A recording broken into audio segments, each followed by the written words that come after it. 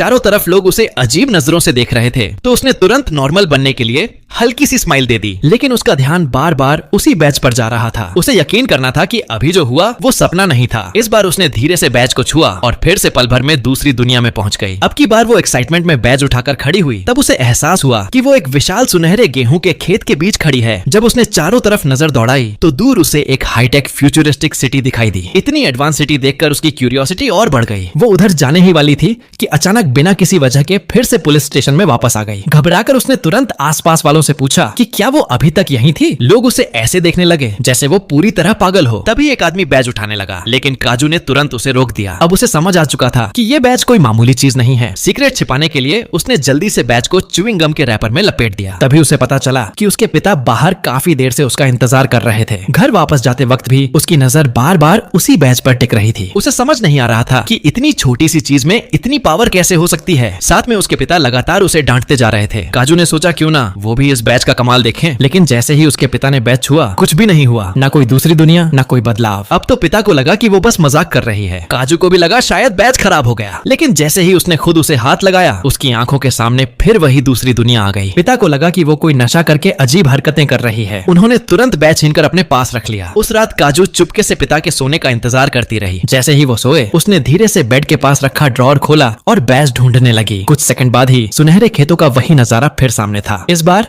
वो पूरी एक्साइटमेंट के साथ उस फ्यूचरिस्टिक सिटी की तरफ बढ़ने लगी। लेकिन अचानक उसके सामने एक इनविजिबल वॉल आ गई। वो बार बार हाथ लगाकर समझने की कोशिश करने लगी कि आखिर ये है क्या। फिर उसे एहसास हुआ असल में वो उसके पिता के कमरे की दीवार थी, जो इस दुनिया में भी रुकावट बन रही थी। वो दीवार पकड़कर धीरे धीरे आगे बढ़ी और आखिरकार कमरे के दरवाजे तक पहुंच गई। अब रास्ता पूरी तरह खुल चुका था। लेकिन जैसे ही वो तेजी से शहर की तरफ भागने लगी, अचानक वो दूसरी मंजिल से सीधे नीचे पहली मंजिल पर गिर पड़ी। हल्का कंकशन होने की वजह से उसका सिर घूमने लगा। उसने फिर से बैज इस्तेमाल करने का सोचा, लेकिन घर के अंदर ऐसा करना रिस्की था। इसलिए उसने जल्दी से पिता का एक मोजा उठाया और बैज को उसमें छिपा दिया। अब उसका एक्साइटमेंट और भी बढ़ चुका था। रात के करीब 3 बजे वो चुपके से अपनी साइकिल लेकर घर से निकल गई। सड़क पर पहुंचते ही उसने फिर बैज को छुआ। बैज अभी भी काम कर रहा था। अब उसे पूरा भरोसा हो चुका था। वो तुरंत साइकिल उठाकर उस रहस्यमय शहर की तरफ निकल पड़ी।